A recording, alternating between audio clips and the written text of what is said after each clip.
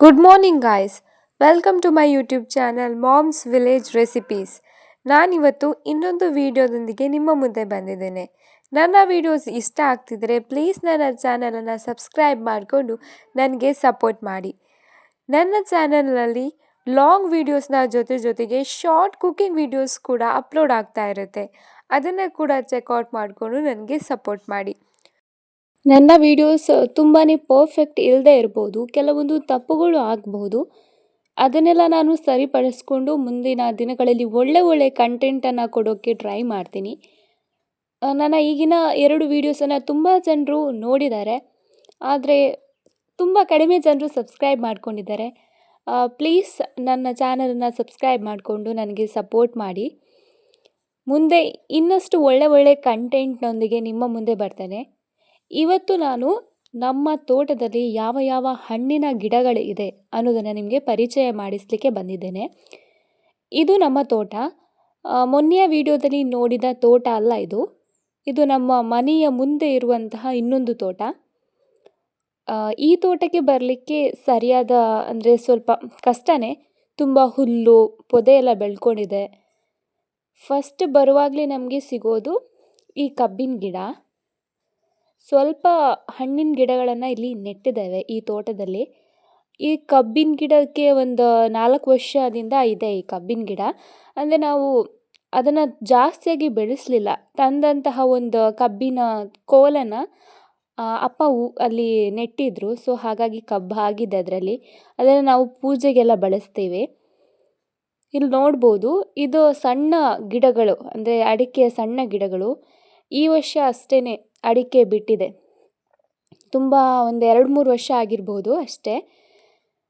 ಇಲ್ಲೆಲ್ಲ ಫುಲ್ಲು ಹುಲ್ಲು ಬಂದಿದೆ ನೋಡಿ. ಇದೇ ಅಡಿಕೆ ಮರ ಬಿದ್ದಿದ್ದು ಮೊನ್ನೆಯ ಮಳೆಗೆ. ಇಲ್ಲಿ ನೋಡ್ತಾ ಇರ್ಬೋದು, ಇದು ಮಾವಿನ ಗಿಡ. ಅಂದರೆ ಇದಕ್ಕೆ ಅಷ್ಟೊಂದು ವರ್ಷ ಏನಾಗಲಿಲ್ಲ, ಒಂದು 2-3 ವರ್ಷ ಆಗಿರ್ಬೋದು ಅಷ್ಟೇ. ಇನ್ನೂ ಕೂಡ ಹಣ್ಣಾಗಲಿಲ್ಲ ಅದರಲ್ಲಿ. ತುಂಬ ಅಗಲಕ್ಕೆ ಬೆಳ್ಕೊಂಡಿದೆ, ಆದರೆ ಹಣ್ಣು ಇನ್ನೂ ಬಿಡಲಿಲ್ಲ. ಅದು ವೆಯ್ಟ್ ಮಾಡ್ತಾ ಇದ್ದೇವೆ ಯಾವಾಗ ಹಣ್ಣು ಬಿಡುತ್ತೆ ಅಂತ. ಅದರ ಮುಂದೆ ಸ್ವಲ್ಪ ಹೋದರೆ ಇನ್ನೊಂದು ಹಣ್ಣಿನ ಗಿಡ ಇದೆ. ಇದು ಸ್ಟಾರ್ ಫ್ರೂಟ್. ಈ ವರ್ಷ ಅಂತೂ ತುಂಬಾ ಆಗಿದೆ. ಇದು ತಂದು ನೆಟ್ಟು ಒಂದು 2 ವರ್ಷನೋ 2.5 ವರ್ಷ ಆಗಿರ್ಬೋದು. ತುಂಬ ಬೇಗ ಹರಡ್ಕೊಂಡಿದೆ, ದೊಡ್ಡದಾಗಿ ಬೆಳೆದಿದೆ. ಈ ಸರ್ತಿ ರಾಶಿ ಆಗಿತ್ತು, ತುಂಬ ಆಗಿತ್ತು. ತಿನ್ನಲಿಕ್ಕೆ ತುಂಬ ಚೆನ್ನಾಗಿರುತ್ತೆ. ನಾವು ತಿಂದಿದ್ವಿ, ಅಂದರೆ ಜಾಸ್ತಿ ತಿನ್ನೋಕ್ಕಾಗಲ್ಲ. ಹಣ್ಣು ಸಿಹಿ ಇರುತ್ತೆ, ಹಣ್ಣಿರುವಾಗ ತುಂಬ ಸಿಹಿ ಇರುತ್ತೆ. ಹಣ್ಣಾದಾಗ ಯೆಲ್ಲೋ ಕಲರ್ ಆಗುತ್ತೆ. ಕಾಯಿ ಇರುವಾಗ ಸಿಹಿ ಸ್ವಲ್ಪ ಹುಳಿ ಮಿಕ್ಸ್ ಇರುತ್ತೆ, ಚೆನ್ನಾಗಿರುತ್ತೆ. ತುಂಬ ಆಗಿತ್ತು. ಇಲ್ಲಿ ಈಗ ಸಹ ಇದೆ, ಅಂದರೆ ಈಗ ಪುನಃ ಆಗ್ತಾ ಇದೆ. ನೋಡ್ಬೋದು ಇಲ್ಲಿ ನೋಡಿ, ಸಣ್ಣದೆರಡಿದೆ. ಇದು ಇನ್ನೂ ಹಣ್ಣಾಗಲಿಲ್ಲ.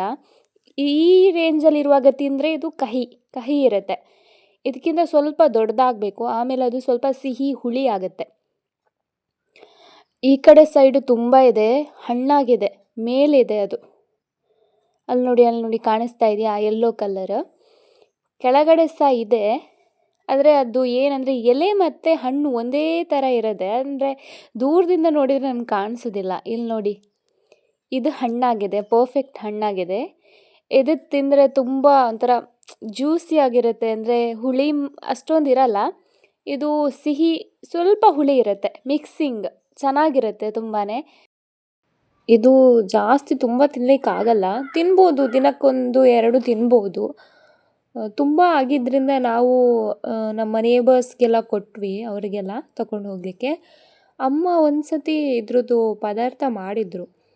ಅದು ಹುಳಿ ಇಲ್ದಿರೋ ಕಾರಣ ಸಿಹಿ ಅಲ್ವಾ, ಅದು ಪದಾರ್ಥ ಸಹ ಸಿಹಿ ಆಗಿತ್ತು, ಚೆನ್ನಾಗಿತ್ತು. ಓಕೆ, ಮತ್ತು ನಮಗೆ ಹೊಸತಾಗಿರೋದ್ರಿಂದ ಇನ್ನೇನು ಮಾಡ್ಬೋದು ಅಂತ ಗೊತ್ತಿಲ್ಲ ಅಷ್ಟಾಗಿ. ಇಲ್ಲಿ ನೋಡ್ಬೋದು, ಇದು ಹಣ್ಣಿನ ಗಿಡ ಅಲ್ಲ, ಇದು ನುಗ್ಗೆಕಾಯಿ ಮರ. ಅಂದರೆ ಅದರ ತೋಟದಲ್ಲೇ ನೆಟ್ಟಿದ್ದೇವೆ ಒಂದು. ಈ ಸತಿ ಒಂದು 4-5 ನುಗ್ಗೆಕಾಯಿ ಆಗಿತ್ತು ಅಷ್ಟೇ, ಈ ಸತಿ ಹೊಸತಾಗಿ ಆಗಿರೋದು. ಬರೀ ನುಗ್ಗೆಕಾಯಿ ಅಲ್ಲ, ನುಗ್ಗೆಕಾಯಿ ಎಲೆ ಕೂಡ ತುಂಬಾ ಹೆಲ್ತಿಗೆ ಒಳ್ಳೆಯದು. ಅದರದ್ದು ಪಲ್ಯ ಅಥವಾ ಸಾಂಬಾರಿಗೆಲ್ಲ ಬಳಸ್ಬೋದು. ನನಗೆ ಅದರಿಂದ ಪಲ್ಯ ಮಾಡೋದು ತುಂಬಾ ಇಷ್ಟ. ನುಗ್ಗೆಕಾಯಿ ಸೊಪ್ಪಿನ ಪಲ್ಯದ ರೆಸಿಪಿಯನ್ನು ನಾನು ಈಗಾಗಲೇ ಅಪ್ಲೋಡ್ ಮಾಡಿದ್ದೀನಿ. ಸೊ ಇನ್ನೊಂದು ಗಿಡ ಇದೆ, ಅದನ್ನು ನಿಮಗೆ ತೋರಿಸ್ತೀನಿ. ಅಂದರೆ ನಮ್ಮ ತೋಟ ಯಾವ ರೀತಿ ಅಂದರೆ ಸ್ಟೆಪ್ ವೈಸ್, 1 ಸ್ಟೆಪ್ 2 ಸ್ಟೆಪ್ ಆ ಥರ ಸ್ಟೆಪ್ ವೈಸ್ ಹೋಗಲಿಕ್ಕೆ ಸ್ವಲ್ಪ ಹತ್ತಲಿಕ್ಕೆ ಕಷ್ಟ. ಆದರೂ ಸಹ ಹೇಗಾದರೂ ಹತ್ತಿ ನಿಮಗೆ ತೋರಿಸ್ತೇನೆ, ಬನ್ನಿ. ನೆಕ್ಸ್ಟ್ ಏನಿದೆ ಅಂತ ಹೇಳಿ. ನೆಕ್ಸ್ಟ್ ಇರೋದು ಇದೆ, ಅಂದರೆ ಅದಕ್ಕಿಂತ ಸ್ವಲ್ಪ ಮೇಲ್ಗಡೆ ಇದೆ. ಅಂದರೆ ಇದು ತೋಟದ ಮಿಡ್ಲಲ್ಲೇ ನಾವು ಬೆಳೆಸಿರುವಂಥದ್ದು. ಇದು ಚಿಕ್ಕು ಗಿಡ. ಇದು 2 ವರ್ಷ ಆಯಿತು ಇದಕ್ಕೆ ಅಂದ್ಕೊಳ್ತೀವಿ. 2 ವರ್ಷ ಆಯಿತು. ಹೋದ ವರ್ಷ ಸಹ ಚಿಕ್ಕು ಆಗಿತ್ತು, ನಾವು ತಿಂದಿದ್ವಿ. ಈ ವರ್ಷ ಸಹ ಚಿಕ್ಕು ಆಗಿದೆ. ಒಂದು 4-5 ಚಿಕ್ಕು ಮುಂಚೆ ತಿಂದಿದ್ದೇವೆ. ಈಗ ನೋಡಿ ಇದೆ, ಇನ್ನೂ ಸಹ ಇದೆ, ಸಣ್ಣ ಸಣ್ಣದು ಎಲ್ಲ ಇದೆ. ಮೇಲ್ಗಡೆ ತುಂಬ ಇದೆ ನೋಡಿ, ಸಣ್ಣ ಸಣ್ಣದು. ಅದಷ್ಟು ಆಗಲ್ಲ, ಸ್ವಲ್ಪ ಅಂದರೆ ಅದು ಉದುರು ಹೋಗುತ್ತೆ, ಕೆಲವೊಂದು ಬಿದ್ದು ಹೋಗುತ್ತೆ. ದೊಡ್ಡದಂತ ಹೇಳಿದರೆ ಇಲ್ಲಿ ಮೇಲ್ಗಡೆ ಒಂದಿದೆ ಚಿಕ್ಕು, ದೊಡ್ಡದಿದೆ. ಇದು ತುಂಬ ದೊಡ್ಡದು ಮರ ಅಥವಾ ತುಂಬ ದೊಡ್ಡ ಗಿಡ ಅಂತ ಏನಲ್ಲ, ಇಷ್ಟೇ ಸಣ್ಣ ಗಿಡ. ಇದು ನಾವು ಕಸಿ ಅಂದರೆ ನರ್ಸರಿಯಿಂದ ತಂದಿರೋದು. ಸ್ವಲ್ಪ ಹಗಲ ಥರ ಹರಡ್ಕೊಂಡಿದೆ. ಸೊ ಹೋದ ಸತಿನೂ ಸಿಕ್ಕಿತ್ತು ಚಿಕ್ಕು, ಈ ಸತಿನೂ ಸಿಕ್ಕಿದೆ. ತೋಟದ ವ್ಯೂ ನನಗೆ ತುಂಬ ಇಷ್ಟ.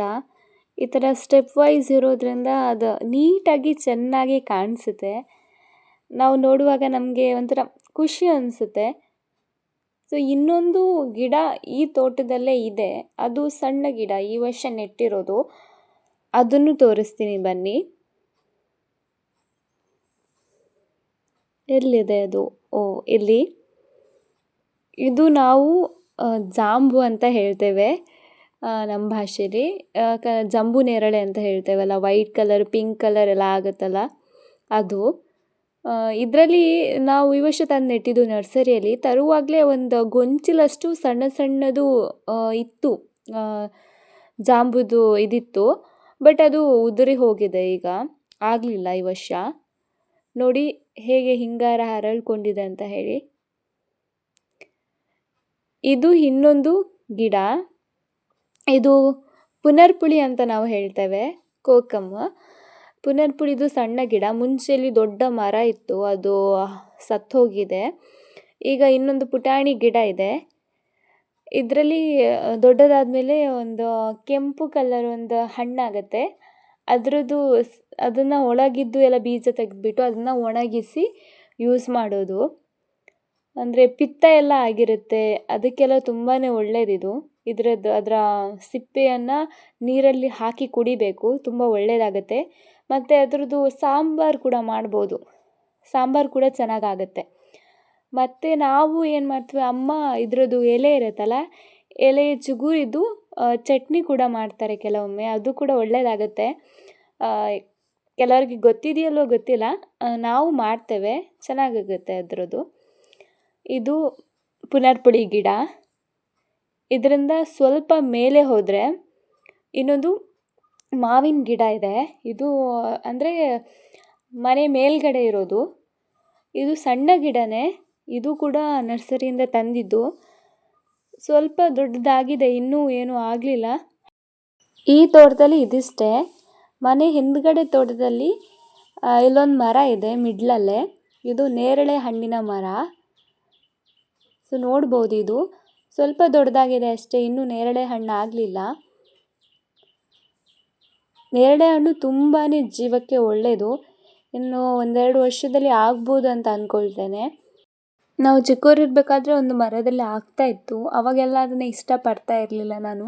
ಇವಾಗ ನನಗೆ ನೇರಳೆ ಹಣ್ಣು ಅಂದರೆ ಇಷ್ಟ, ಆದರೆ ಇವಾಗ ತಿನ್ನೋಕ್ಕೆ ಸಿಗೋದು ತುಂಬ ಕಷ್ಟ ಆಗಿಬಿಟ್ಟಿದೆ. ಮುಂದೆ ಆಗ್ಬೋದು, ನೋಡೋಣ. ಸ್ವಲ್ಪ ಮುಂದೆ ಬಂದರೆ ಇನ್ನೊಂದು ಮಾವಿನ ಮರ ಇದೆ. ಅಂದರೆ ಇದು ಗಿಡನೇ, ಅಷ್ಟು ದೊಡ್ಡ ಮರ ಏನಲ್ಲ. ಇದರಲ್ಲಿ ಈ ಸತಿ ತುಂಬ ಮಾವಿನ ಹಣ್ಣಾಗಿದೆ, ತುಂಬಾ ಚೆನ್ನಾಗಿದೆ. ಅದು ಒಂಥರ ಬೇರೆ ಒಂಥರ ಫ್ಲೇವರ್ಡ್. ಸ್ವಲ್ಪ ಸಣ್ಣ ಗಿಡನೇ, ಕೈಗೆಲ್ಲ ಎಟಕುತ್ತೆ, ಕೈಗೆ ಎಟಕಿ ತೆಗಿಬೋದು. ನೋಡಿ, ನೀವು ನೋಡ್ಬೋದು ಮಾವಿನ ಹಣ್ಣೆಲ್ಲ ಆಗಿದೆ. ನೆಕ್ಸ್ಟು ಇದು ನಮ್ಮ ಮನೆ ಹಿಂದೆ ಇರುವಂಥ ಪೇರಳೆ ಹಣ್ಣಿನ ಗಿಡ. ಪೇರಳೆ ಹಣ್ಣು ಆಗಿತ್ತು. ನನಗೆ ಪೇರಳೆ ಹಣ್ಣು ಜಾಸ್ತಿ ಏನಿಲ್ಲ, ಸ್ವಲ್ಪ ಇಷ್ಟ.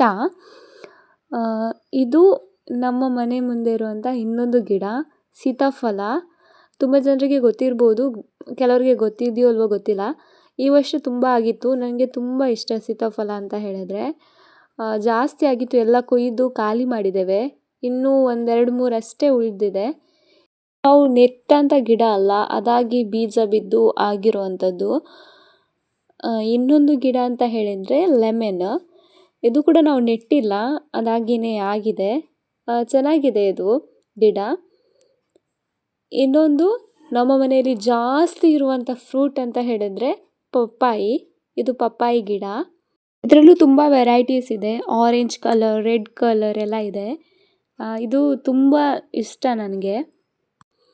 ಆ್ಯಂಡ್ ಇನ್ನೂ ಸ್ವಲ್ಪ ನಾವು ಪೈನಾಪಲ್ ಗಿಡಗಳನ್ನು ನೆಟ್ಟಿದ್ದೇವೆ. ಸೊ ನೋಡ್ಬೋದು ನೀವು, ಪೈನಾಪಲ್ ಆಗಿದೆ.